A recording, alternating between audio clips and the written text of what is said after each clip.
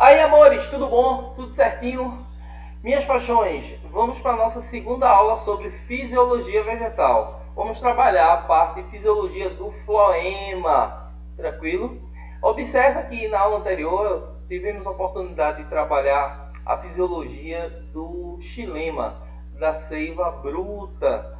Alguns pontos importantes como capilaridade foi abordado, né? Pressão positiva da raiz, e a teoria da coesão-tensão de Dickson. Agora nós vamos trabalhar o floema, a fisiologia do floema, tá? Então, deixe-me colocar aqui para vocês esse primeiro slide, para a gente ir detalhando esses pontos que são importantíssimos, tá? Então, observa bem, esse primeiro ponto aí, que eu destaquei para vocês, é a sinonímia, né? Promove o transporte da seiva elaborada ou da seiva orgânica. Seiva elaborada ou orgânica é a mesma coisa, a gente pode chamar dessas duas formas, tá? Observa também que eu encontro um fluxo bidirecional, principalmente por transporte ativo, transporte com gasto de energia. Esse gasto de energia vem na forma de quê? ATP, adenosina trifosfato ou trifosfato de adenosina. É a molécula energética, né? Observa que a grande maioria dos livros mais antigos colocava para a gente que esse fluxo ele ocorria sempre da parte superior da planta para as partes inferiores. Hoje em dia a gente sabe que essa teoria ela já foi por água abaixo, né? Por causa desse terceiro ponto aí que eu destaquei para vocês. Na época da floração, né, que é durante a produção de frutos, onde a planta precisa de muito açúcar, a seiva elaborada ela também pode subir, tá certo? Então, em algumas situações, principalmente na época da floração, essa seiva elaborada ela pode subir também, tranquilo? O terceiro tópico aí, ó, transporta produtos da fotossíntese. Gente, presta bem atenção a esse ponto, é importantíssimo. Muita gente chega para mim e diz: eita cabeça, a planta ela só produz açúcar, só produz glicose. Não. Você tem aí matéria orgânica. Essa matéria orgânica ela pode vir na forma de glicídio, de proteína, de lipídio, ou seja, você encontra uma diversidade enorme de substâncias que são sintetizadas a partir do processo fotossintético. Tranquilo? Beleza? Então é importante que você tenha isso em mente. Na equação do processo fotossintético, onde a planta ela precisa de gás carbônico, água, luminosidade solar, cloroplasto, clorofila, que é o pigmento para a produção de glicose, e oxigênio que vai ser liberado na atmosfera, ele é muito claro para a gente que você tem um monômero. Que monômero é esse? É a menor porção, que vai ser a molécula de glicose. Porém, eu não encontro só glicídio sendo produzido pela fotossíntese. Tranquilo? Então fica esse ponto aí que é importante a gente destacar. E esse último aí que eu comentei para vocês, ó, armazena açúcar em todos os órgãos. Observe que existe o armazenamento de açúcar em todos os órgãos da raiz. Tranquilo? Essa característica em relação às células condutoras que são vivas, a gente teve a oportunidade de ver em histologia vegetal. A gente já teve a oportunidade de trabalhar isso. Porém, eu coloquei aqui só para dar uma reforçada. Os tipos de células que nós encontramos em relação ao floema: células crivadas e elementos do tubo crivado, ou elementos crivados, beleza? Que pode ser chamado.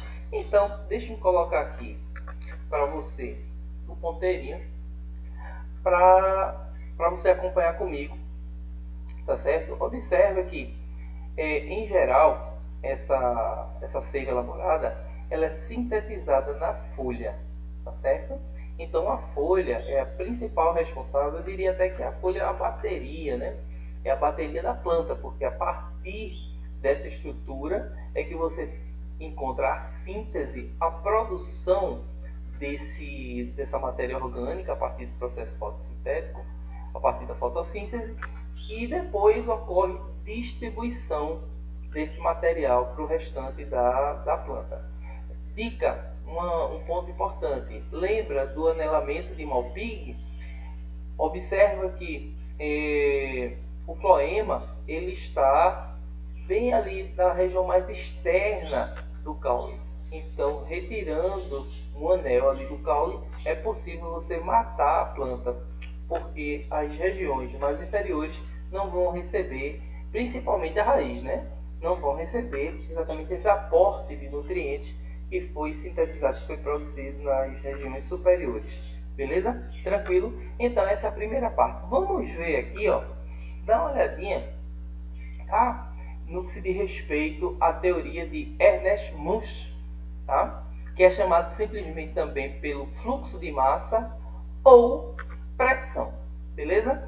Isso aí é mais ou menos o que ele fez, né? Então eu tenho duas disposições para vocês. Eu tenho esse slide que ele mostra exatamente como foi esse experimento, quais são as principais características do experimento, e no segundo slide, para a gente fechar a nossa aula, como é que ocorre esse desprendimento ao longo do xilema e do floema. A gente vai analisar os dois de forma concomitante. Tranquilo? Então imagina aqui o seguinte, para existir esse experimento, eu tenho um tubo com solução concentrada, tá certo? Então, ó, do jeitinho que eu coloquei aqui para vocês, o meio mais concentrado, e a água, por pressão, ela leva a substância para o outro recipiente. Ou seja, observe o seguinte, tu tens um recipiente de maior concentração. Maior concentração de que, cabeça? De um soluto, tá? Qual é esse soluto? É a sacarose. Então aqui você teria um recipiente com muita sacarose. Essa água ela tende a passar. Então no momento que ela passa, ela tende a diminuir, né? Ela tende a diluir essa sacarose, e com isso eu tenho o primeiro aspecto interessante, que é a condução. Ó, a condução, deixa-me colocar aqui para você o ponteirinho para você acompanhar comigo, bem bonito, tá? Então a partir daí você tem a condução do fluxo de massa de água com açúcar, né, pelo floema, beleza? Tranquilo? Então observa que nesse primeiro frasco, o que é que eu tenho? Concentração alta de sacarose. O que é que vai acontecer com esse açúcar? Com esse açúcar? Ele vai ser o quê? Diluído pela água, que vai entrar exatamente no recipiente. E com isso vai promover o fluxo de massa. Tranquilo? Essa massa ela vai conter o quê? Água e açúcar. É o que está caracterizado o fluxo pelo floema. Observa bem o seguinte agora. Eu tenho aqui na realidade uma solução mais diluída. Essa solução mais diluída com a concentração menor agora de glicose, porque esse açúcar ele já foi distribuído, essas substâncias orgânicas, elas já foram distribuídas ao longo do vegetal, e agora eu tenho a água passando, certo? Para o outro lado, para o outro recipiente. Então, essa passagem de um tubo para outro, nessa região mais inferior, está caracterizando para a gente o que, gente? Ó, o xilema. Ou seja, observe que aí no caso nós teríamos uma região mais inferior, você estaria relatando, você estaria observando aí a disposição da raiz, porque aqui eu tenho um dreno e esse dreno vai ser exatamente a raiz, beleza? E do outro lado eu tenho a fonte. Eita cabeça, a fonte, o que é que ela faz? Não é a folha? Não é ela que vai produzir a matéria orgânica? Então, a partir dessas duas disposições, eu tenho exatamente esse trânsito de nutrientes ao longo do vegetal. Beleza? Tranquilo? Então, vamos ver agora o último slide para a gente fechar a nossa aulinha com chave de ouro e você entender como é que vai acontecer isso ao longo, mais precisamente agora, do xilema, como você pode verificar. Deixa-me colocar aqui, ó. Deixa eu colocar aqui o ponteiro para você acompanhar comigo, bem bonito, tá? Então, uma situação que a gente já viu, né, que eu já havia destacado para vocês, xilema, o fluxo ele é ascendente. Lembra que esse fluxo d'água ascendente, ele pode passar para o floema, porque eles são interconectados. Você tem uma conexão aí. E essa conexão ela vai propiciar a passagem da água De que maneira, cabeça, essa passagem d'água? Por osmose, beleza? Então, primeira dica que eu tenho, essa água subindo pelo xilema, porém, ela tende a passar para o floema. Amores, observa bem o seguinte, lembra que a gente havia comentado que as células do floema, elas não são células que apresentem núcleo, são células com poucas organelas, né? Porque a função dela é outra, é de transporte. Então, você vai encontrar a célula companheira, que é exatamente essa célulazinha aqui, e a célula da fonte, olha, célula da fonte, que é de onde?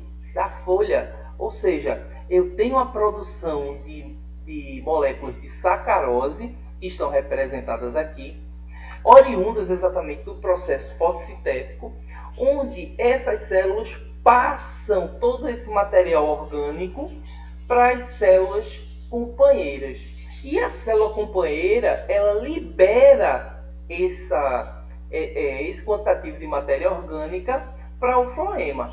Agora ficou fácil. Se eu tenho células da folha, que formam a fonte, né, que estão produzindo todo esse quantitativo de matéria orgânica, e que está passando para a célula companheira, e por osmose, a partir do xilema, eu tenho desprendimento de água, agora vai ficar mais fácil o quê? A descida. Olha aqui a setinha, ó, ela mostra bem direitinho para a gente. Aqui eu tenho os elementos crivados, não é isso? Os elementos crivados, que são as células. Então, a partir daqui eu tenho desprendimento, porque ela vai por pressão. No momento que eu tenho matéria orgânica mais água, ela vai descer por pressão. Observe o seguinte, essa pressão ela é promovida primordialmente pela água. Tranquilo? Então, aqui ó, nas regiões mais inferiores, né, do vegetal, mais precisamente na raiz, você vai encontrar exatamente a liberação dessa matéria orgânica. Cabeça, e a água? A água ela retorna, amores. Ó, a água ela retorna pelo xilema e a partir daqueles processos que eu destaquei para vocês. Eita, cabeça, quais são? Eu não lembro. Ó, capilaridade, tá? Pressão positiva da raiz e o processo de coesão-tensão, que envolve exatamente as chamadas pontes de hidrogênio, que são interações intermoleculares que vão promover a subida dessa água novamente, beleza? Então, isso vai acontecer principalmente porque aqui eu tenho baixa concentração de açúcar. Cabeça, por que baixa concentração de açúcar? Porque na proporção que ele está descendo, que essa seiva elaborada ela está descendo, ela está sendo distribuída ao longo do vegetal. Então, quando ele chega em regiões mais inferiores do vegetal, consequentemente, eu tenho uma disponibilidade menor no que se diz respeito a esses compostos orgânicos. Beleza? Tranquilo? Então, aqui eu destaquei o funcionamento concomitante do xilema com o floema. Beleza? Então, eu espero que essa aula ela tenha sido esclarecedora para vocês, né? Observa todos esses aspectos que são interessantes, não é isso? Observa que o floema ele ocorre de forma bidirecional. Nós vimos o porquê, né, desse tipo de situação, e quando esse aporte de água e de matéria orgânica chega nas regiões mais inferiores, eu tenho a distribuição para a raiz, para todas essas áreas, para as raízes primárias, secundárias, terciárias, quaternárias, né, que vai promover exatamente a nutrição dessas estruturas. Beleza? Então, gente, mais uma aulinha para vocês. Fica atento, é importante você ter em mente todos esses aspectos, porque essa parte de fisiologia é muito abordado nessas provas para vocês, tá certo? Então, fica com Deus, tudo de bom, um abraço no coração.